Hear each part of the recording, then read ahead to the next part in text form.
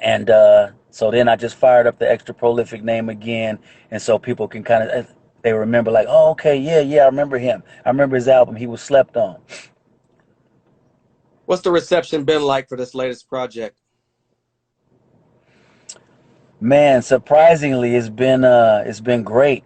Um, Obviously now, as a follower of Christ, you know, I've never seen in hip hop that really be accepted. I've seen five percenters, I've seen Muslims, I've seen anything else almost. But I've never really seen where you could kind of be talking about the principles of the Bible or Yeshua and really get that, you know what I mean, that welcome. And so I tried to be strategic in the way that I wrote my songs in such a way that, the medicine's in the midst of the candy and you don't even realize it until you enjoying the flavor type of a thing. Mm. Um, but yeah, man, they've been reaching out to me like, man, I didn't know what to expect, but I'm pleasantly surprised, and I'm like, oh, dope, dope, because with this album, what I didn't want is I didn't want people who loved the first album to be disappointed.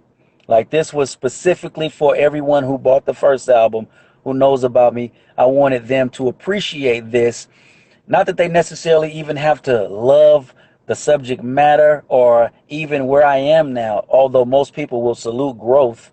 Um, I wanted them to just be able to play it and be like, yeah, first one was dope and this is dope too. And that's what I've been getting, man. And I'm appreciative for that, really. Because it could, who knows? I haven't been, I'm kind of like disconnected. I could have put out something. I haven't been around. Like, I couldn't name for you the top 10 guys who are out now. Like, I don't know. My Right. references, my inspiration comes through nostalgia.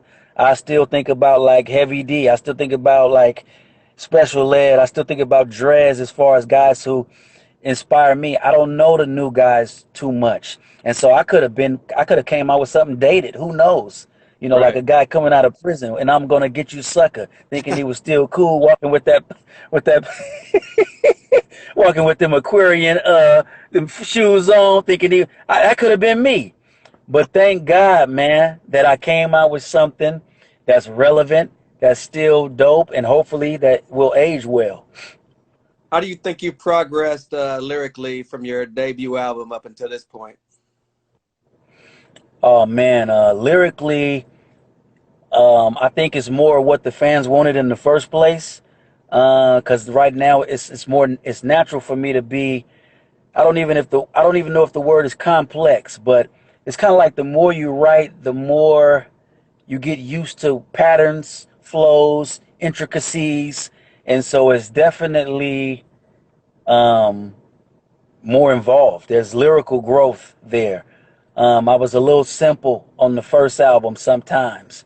Um, I think on the first album it was more so my voice, my charisma, my style that people were into, not necessarily the lyrics per se.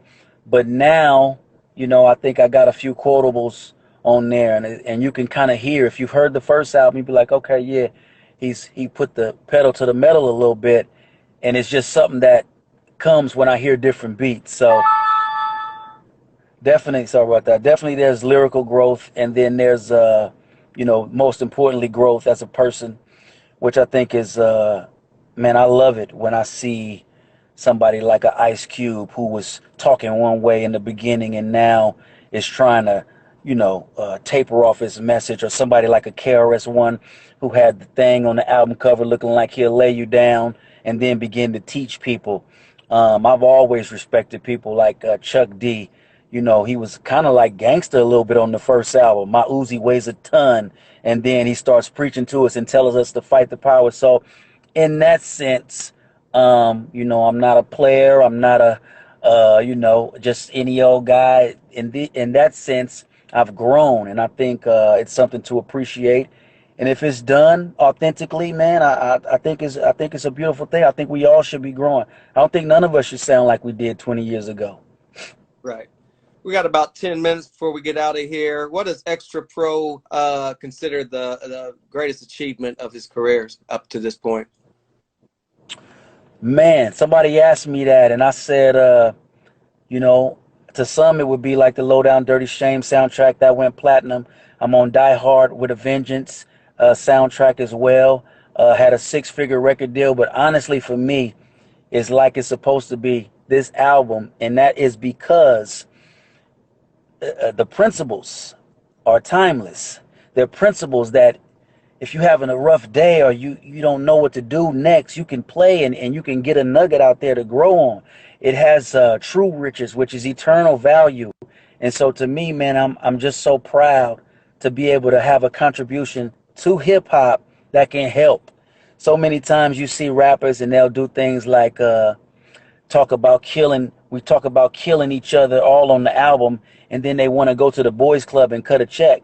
And my thing is like the check is nice, but if you're steering them in the wrong direction, the check is not going to do what you could have done with your influence.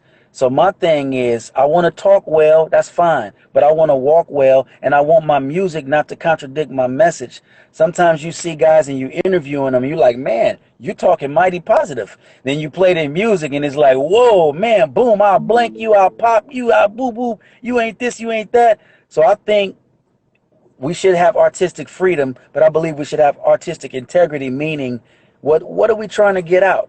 Let our music be a soundtrack to what we're saying. Otherwise, we're going to confuse people, and I know people don't want to blame the music, but we have to be honest and say that there are impressionable minds, and if no one wants to admit it, I'll say that I was influenced by certain rappers. And I remember Ice-T, he had an album, he said, my lethal weapon is my mind.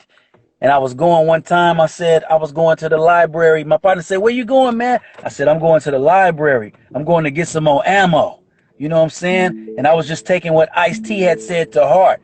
So I know that the music has an influence on the young people. So I want to put out music, man, that's going to lead them in the right direction and not just chalk it off as, well, I'm not a role model. They let the parents do that. Nah, because sometimes the parents don't have the pull that we have. They don't have the persuasion that we have. So if I can have a hand in doing something good with my music, I want to do that. And so this is what I'm most proud of, man, this album. And I'm so grateful for the reception, like it's supposed to be. Check it out if you haven't heard it. So, outside of hip hop, what is a day in the life like of Lee Majors outside of music? Man, I get up. I got my own telecommunications business. I get up, I got three sons. I get them dressed and ready to go. Hug my wife, Regina Siobhan. Shout out to her. And man, I go try to get it. Go try to bring it home. Go try to get it legally. Bring it home. And my focus is my family. Music is outside of that, but I'm so grateful that I'm able to do music now that I don't have to screen from my kids, that I don't have to wait until they're older to listen to. Sometimes they're on stage with me, and it's just a heartwarming thing, man. Because sometimes hip hop is associated with keeping it away from the kids. That's why they got that sticker on the front, explicit, watch out. But like, nah, man, I want them to be involved with this. I want them to be on stage so they can say, yeah, we were on stage with Dad. He made music that we could be proud of, that we believed in. And so there is no me. Sometimes you hear guys say, well, that's just the rapper, me. I do that for entertainment. But who I really am is this. I kill people on records, but nah, man, I'm really an advocate for nonviolence. Nah, that's not me. Who I am is who I am, man, and you're going to hear who I am in my music. So if you talk to me, you're going to hear the same thing that you hear in my records. So for me, it's just being a father, which I think hip hop, I would like to see us push that more. Shout out to Ed OG and the Bulldogs. I used to love that record. Be a father to your child, man. Like, just forget that baby mama, baby daddy stuff, man. That's weak. Like, be a father, man. So first and foremost, I'm a husband. I'm a father. I'm a son. I'm a teacher of the word. I'm a student of the word. I want to learn every day. I want to be a giver. But that's what it's about, man. If I can teach my sons to be honorable men, if I can teach them to respect women, to fear God, music and everything else, whatever you gifted in, that's secondary. You're going to always be able to use that. But if you plant it in the right direction, if you plant it on solid ground, whatever you do, man, it'll be good. So I'm trying to make sure that these young men grow up to be the man I wish I was 20 years ago, honestly. Yeah. Well, Mr. Snoop, Mr. Extra Prolific, Mr. Lee May, thank you for this hip hop history lesson. We've been fans since day one, and it's a blessing to see you still doing your thing. And anything you need, you got another album, you always welcome back to the show. We can talk about that.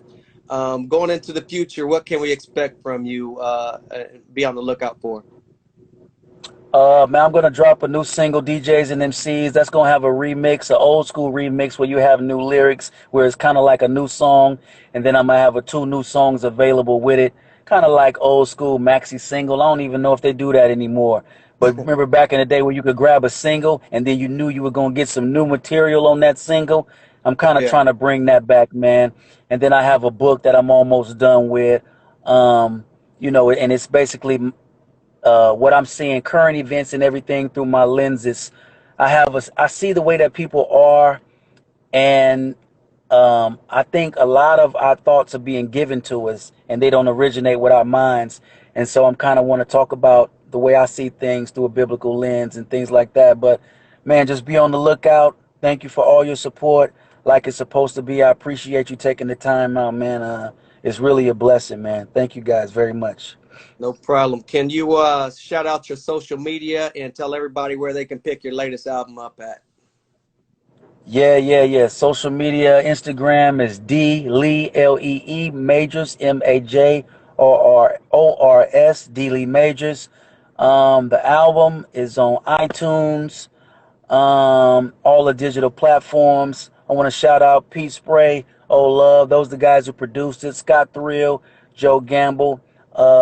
What up, Micah Nine, Master Ace, Swell, and my wife is on there, Regina Siobhan.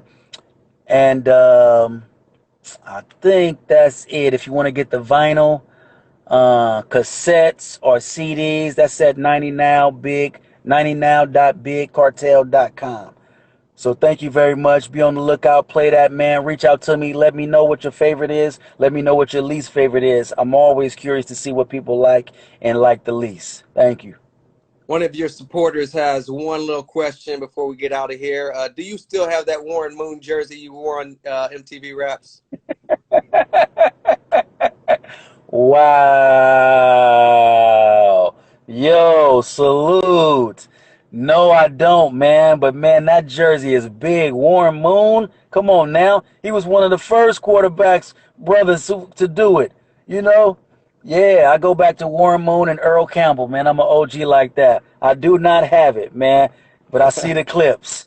No doubt. Thank you so much. This has been episode 51.